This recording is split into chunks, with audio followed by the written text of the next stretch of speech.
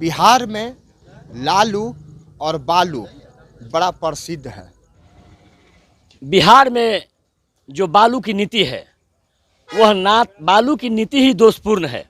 एक बालू जहां से खनन होता है वहां से एक नाविक को मात्र 2000 से 2500 रुपया प्रति फीट मिलता है, लेकिन वही बालू जब मंडी में जाता है ट्रकों के माध्यम से तो 8000 रुपये फीट बिकता है। और अधिकारियों को भ्रष्टाचार का रुपया चाहिए, अफसरों को और कुछ जनप्रतिनिधियों को भी भ्रष्टाचार का रुपया चाहिए। वो भ्रष्टाचार का रुपया खाते हैं।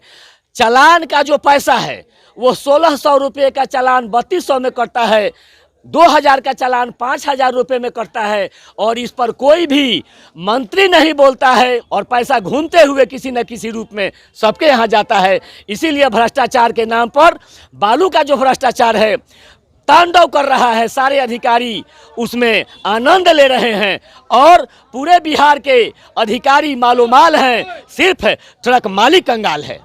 आने के लिए 10-15 लाख रुपए देने पड़ते हैं। कोइलावर में थानाध्यक्ष बनने के लिए 25 से 30 लाख रुपया देना पड़ता है। मनेर का थानाध्यक्ष बनने के लिए 15 से 20 लाख रुपया देना पड़ता है। अवतार नगर का थानाध्यक्ष बनने के लिए 10 लाख रुपये देना पड़ता है।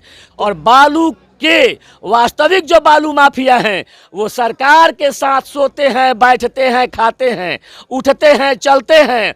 यदि दिल्ली जाना होगा तो बालू माफिया मंत्री का टिकट कराता है। यदि किसी अधिकारी को कहीं दूर जाना है तो उसका टिकट बालू माफिया कराता है। और बेहाल ट्रक के मालिक आज मरनासन हैं। एक का फाइन 4 लाख और 5 लाख रुपया होता है। खेत बेच करके देते हैं, गहना बेच करके देते हैं, ब्याज पर कर्जा लेकर के देते हैं, उसके बाद भी सरकार सुनने वाली नहीं है। बालू माफिया पर आपने आज तक कोई FIR करते नहीं सुना होगा। आप थानेदारों पर कोई FIR करते नहीं सुना होगा। ट्रक वालों पर FIR होती है, ट्रैक्टर वालों पर होती है, नाव वालों पर होती है, मजदूरों पर होती है। हमको तो नाव पर खटने वाला 25 आदमी मिल करके 125 लोगों का परवरिश करता है। तो जो नाव पर बालू ढोता है वह बालू माफिया कैसे हो गया? 10 पार्टनर मिल के एक नाव बनवाते हैं, वह बालू माफिया कैसे हो गया? घाट पर जो दाल चावल सब्जी बेचता है वह बालू माफिया कैसे हो गया?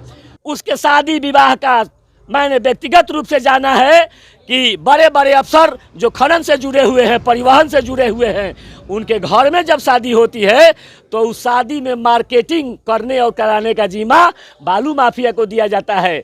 बेटी के शादी में गहना बनवाने का जिम्मा बालू और परिवहन से जुड़े हुए माफिया को दिया जाता है। तो जो माफिया किसी नेता के बेटा बेटी के शादी में गहना बनवा के देगा, जो बालू माफिया किसी अफसर के परिवहन और खनन से जुड़े बेटा बेटी के शादी में भोज का दायित्व संभालेगा, किसी पार्टी का दायित्व संभालेगा, वह ईमानदार कैसे हो सकता है? और वैसे ही बालू माफिया के साथ ये अधिकारी, भ्रष्ट अधिकारी और भ्रष्ट पदाधिकारी मिलकर के पूरे बिहार को चूना लगा रहे हैं, समाज को चूना लगा रहे हैं। हम पूरे बिहार के 38 जिला के ट्रक ऑनर एसोसिएशन के लोग, ट्रैक्टर मालिक, नाव मालिक, बालू परिवहन से जुड़े हुए तमाम साथी, जो हमारे डिपुदार भाई हैं, वो सब मिल करके हम लोग बैठक करेंगे और बिहार में हम लोग सरकार का चक्का जाम कर देंगे।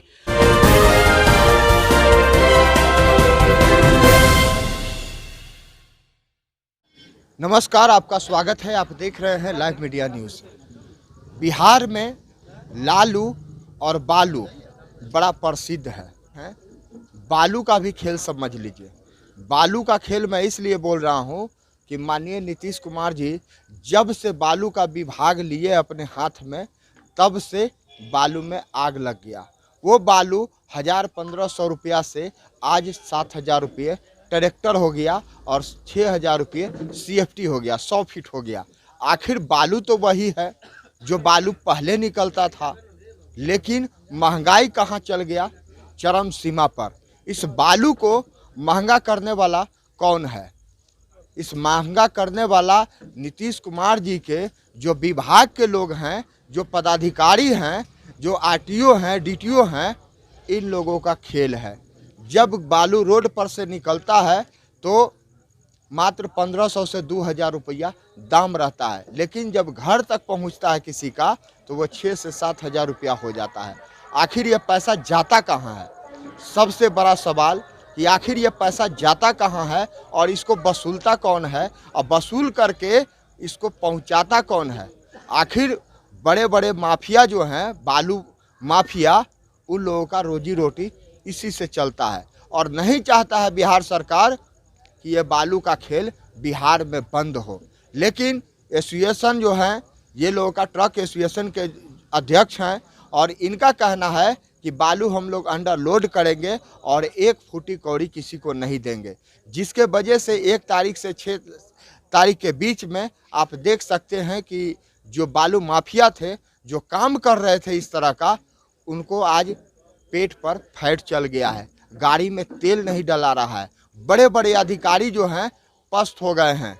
आइए जानते हैं कि ये फिर से चित करेंगे या पट करेंगे। आइए इन्हीं से जानते हैं क्या करना चाहते हैं। क्या मैं अपने सभी बालू व्यवसायी बंधुओं से कहना चाहता हूं, ट्रैक्टर एवं ट्रक मालिकों से कहना चाहता हूं कि बिहार में जो बालू की नीति है, वह बालू की नीति ही दोषपूर्ण है। एक बालू जहां से खनन होता है, वहां से एक नावी को मात्र 2000 से 2500 रुपया प्रति फीट मिलता है, लेकिन वही बालू जब मंडी में जाता है ट्रकों के माध्यम से तो 8000 रुपये फीट बिकता है। और इस बालू को इतना महंगे करने का जो औचित्य क्या है, यह समझ से परे है। सरकार के आंखें नहीं होती, कान होते हैं। उनके नुमाइंदे अधिकारी जो उन्हें सलाह देते हैं उसी पर वो अमल करते हैं और महंगाई का यही कारण है। अधिकारियों को भ्रष्टाचार का रुपया चाहिए, अफसरों को और कुछ जनप्रतिनिधियों को भी भ्रष्टाचार का रुपया चाहिए। वो भ्रष्टाचार का रुपया खाते हैं। चालान का जो पैसा है वो 1600 रुपये का चालान 3200 में कटता है, 2000 का चालान 5000 रुपये में कटता है और इस पर कोई भी मंत्री नहीं बोलता है, खान भूतत्व की एमडी नहीं बोलती है, सरकार का कोई नुमाइंदा नहीं बोलता है, कोई विधायक और सांसद नहीं बोलता है। इसलिए कि किसी न किसी रूप में सबके यहाँ भागीदारी सुनिश्चित होती है और पैसा घूमते हुए किसी न किसी रूप में सबके यहाँ जाता है। इसीलिए भ्रष्टाचार के नाम पर बालू का जो भ्रष्टाचार है तांडव कर रहा है। सारे अधिकारी उसमें आनंद ले रहे हैं और पूरे बिहार के अधिकारी मालोमाल हैं, सिर्फ ट्रक मालिक कंगाल है। सुनते हैं कि अधिकारी को पोस्टिंग और के लिए लाखों रुपया लिया जाता है विभाग के द्वारा और उसे कहा जाता है कि हर महीने तुम्हें इतना पहुंचाना है। कहां तक सच्चाई है? मैं आपके मीडिया के माध्यम से कहना चाहूँगा, एक डोरीगंज थाना क्षेत्र है जहां डोरीगंज में थानेदार बन के आने के लिए 10-15 लाख रुपए देने पड़ते हैं। कोइलावर में थानाध्यक्ष बनने के लिए 25 से 30 लाख रुपया देना पड़ता है। मनेर का थानाध्यक्ष बनने के लिए 15 से 20 लाख रुपया देना पड़ता है। अवतार नगर का थानाध्यक्ष बनने के लिए 10 लाख रुपये देना पड़ता है। तो बालू क्षेत्र के जितने थाने हैं और उसके थानेदारों की जब बोली लगती है और उन्हें पैसा लेकर के जब पोस्टिंग किया जाएगा तो वो आ करके भगवान श्री राम की आरती नहीं दिखाएंगे, वो किसी न किसी रूप में पैसा वसूलेंगे और भ्रष्टाचार के माध्यम से वह पैसा वसूला जाता है, अधिकांशतः अधिकारियों के यहाँ पहुँचाया जाता है। और बालू के वास्तविक जो बालू माफिया हैं वो सरकार के साथ सोते हैं, बैठते हैं, खाते हैं, उठते हैं, चलते हैं। यदि दिल्ली जाना होगा तो बालू माफिया मंत्री का टिकट कराता है, यदि किसी अधिकारी को कहीं दूर जाना है तो उसका टिकट बालू माफिया कराता है। और बेहाल ट्रक के मालिक आज मरनासन हैं।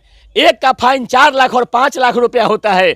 खेत बेच करके देते हैं, गहना बेच करके देते हैं, ब्याज पर कर्जा लेकर के देते हैं, उसके बाद भी सरकार सुनने वाली नहीं है। मैं जानना चाहता हूं सरकार से, मैं जानना चाहता हूं प्रशासन से, यह जो वैशाली है गणतंत्र की धरती है, पूरे विश्व का पहला गणतंत्र इसी वैशाली की धरती से पैदा हुआ था।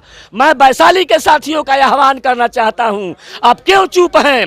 हो रहा है अत्याचार, न्याय का मुंह मौन है। जब भूप ही बैरी हुआ तो फिर प्रजा का कौन है? जनता अपनी लड़ाई लड़ने के लिए तैयार रहे, ना ही उसकी लड़ाई कोई विधायक लड़ेगा, ना ही कोई नेता लड़ेगा, ना ही कोई पदाधिकारी लड़ेगा। सब अपनी चेत को भरने में लगे हुए हैं, सब अपने गेट को भरने में लगे हुए हैं, सब अपने जेब को भर रहे हैं। आपकी परवाह कोई नहीं है। जब चुनाव का समय आता है तो अगर आप पिछड़ा हिंदू मुस्लिम, सामाजिक न्याय, सामाजिक का न्याय, मंदिर और मस्जिद में आपको बांट दिया जाता है, जाति धर्म में बांटा जाता है और आपका वोट ले लिया जाता है। ये सब राजनीति करने वाले एक ही सिक्के के दो पहलू हैं और समाज को दीमक की तरह चाट रहे हैं।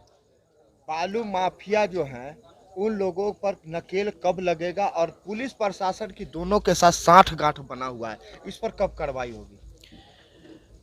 बालू माफिया पर आपने आज तक कोई एफआईआर करते नहीं सुना होगा। आप थानेदारों पर कोई एफआईआर करते नहीं सुना होगा। ट्रक वालों पर एफआईआर होती है, ट्रैक्टर वालों पर होती है, नाव वालों पर होती है, मजदूरों पर होती है।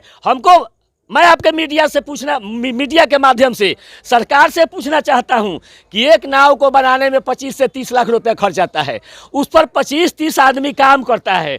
25-30 आदमी का यदि 5 आदमी का एक परिवार जोड़ दिया जाए तो नाव पर खटने वाला 25 आदमी मिल करके 125 लोगों का परवरिश करता है। तो जो नाव पर बालू ढोता है वह बालू माफिया कैसे हो गया? 10 पार्टनर मिल के एक नाव बनवाते हैं, वह बालू माफिया कैसे हो गया? घाट पर जो दाल चावल सब्जी बेचता है वह बालू माफिया कैसे हो गया? तो बालू माफिया जो है वह सरकार के साथ गले से गले मिलता है, उसके साथ बैठता है और उसके शादी विवाह का मैंने व्यक्तिगत रूप से जाना है कि बड़े बड़े अफसर जो खनन से जुड़े हुए हैं, परिवहन से जुड़े हुए हैं, उनके घर में जब शादी होती है तो उस शादी में मार्केटिंग करने और कराने का जिम्मा बालू माफिया को दिया जाता है। बेटी के शादी में गहना बनवाने का जिम्मा बालू और परिवहन से जुड़े हुए माफिया को दिया जाता है। तो जो माफिया किसी नेता के बेटा बेटी के शादी में गहना बनवा के देगा, जो बालू माफिया किसी अफसर के परिवहन और खनन से जुड़े बेटा बेटी के शादी में भोज का दायित्व संभालेगा, किसी पार्टी का दायित्व संभालेगा, वह ईमानदार कैसे हो सकता है? और वैसे ही बालू माफिया के साथ ये अधिकारी, भ्रष्ट अधिकारी और भ्रष्ट पदाधिकारी मिलकर के पूरे बिहार को चूना लगा रहे हैं, समाज को चूना लगा रहे हैं। मेरा नाम हुआ राजेंद्र प्रसाद राय, सारण जिला ट्रक ऑनर एसोसिएशन का अध्यक्ष, पूर्व अध्यक्ष, सारण जिला परिषद छपरा। जी हाँ, आप देख सकते हैं कि किस तरह से बिहार में बालू का खेल चल रहा है और बालू का खेल में ट्रांसफ़र पोस्टिंग के लिए लाखों रुपए लिया जाता है और तब जाकर के ट्रांसफ़र पोस्टिंग होता है। लेकिन बिहार सरकार, महागठबंधन की सरकार अगर ईमानदार है तो जो भी घाट के किनारे थाना है या घाट से हो करके गुजरता है, उनकी संपत्ति की एसोसिएशन के जो अध्यक्ष हैं वो जांच की मांग कर रहे हैं। देखना है कि जांच कब होती है, एसोसिएशन अध्यक्ष को कब जांच की संतुष्टि होती है और इनको कॉपी मिलता है, कब तक अधिकारियों पर कार्रवाई होता है और कब एसोसिएशन के लोग ट्रक शांति रूप से चला सकते हैं। क्योंकि 2000 से 2500 रुपया खदान में पैसा लगता है चालान का, लेकिन वही पैसा, वही बालू 6000 से 7000 रोड पर आ जाता है। गरीब जनता सरकार चुनती है कि हम गरीब हैं, हमारे लिए जो गिट्टी बालू सीमेंट ईटा छड़ घर मकान बनाने के लिए अगर मिलता है तो वोट देंगे तो सस्ता मिलेगा, लेकिन उनका वोट का कीमत हर बार उन पे दुगना हो जाता है। अगर 3000 का बालू ले रहे हैं तो 6000 का लीजिए, 6000 का ले रहे हैं तो 9000 लीजिए और सब जगह से मिला जुला करके जनता पर भी थोपा जाता है। और ये लोग एसोसिएशन के लोग ट्रक लेकर के जाते हैं तो 200-500 रुपया फ़ायदा लेकर के बेच देते हैं, लेकिन असली मार जो है जनता को पड़ता है, इनको नहीं पड़ता है। क्योंकि घर मकान बनाने वाले वो लोग परेशान हैं, तबाह हैं बालू से, और बालू के बिना किसी का घर नहीं बन सकता है। जो बालू 2500 में आता है घाट से, वो बालू 6000 से 7000 CFT हो जाता है। जी हाँ, आप हमारे साथ बने रहें और इसी तरह का वीडियो देखने के लिए हमारे चैनल को सब्सक्राइब करें। आपका बहुत बहुत धन्यवाद। हमसे जुड़े रहने के लिए हमारे YouTube चैनल को सब्सक्राइब करें और नई वीडियो की नोटिफिकेशन के लिए बेल आइकॉन को दबाएं। अगर आप ये वीडियो Facebook पर देख रहे हैं तो लाइक जरूर करें और ज्यादा से ज्यादा शेयर करें। धन्यवाद। हमसे जुड़े रहने के लिए हमारे YouTube चैनल को सब्सक्राइब करें और नई वीडियो की नोटिफिकेशन के लिए बेल आइकॉन को दबाएं।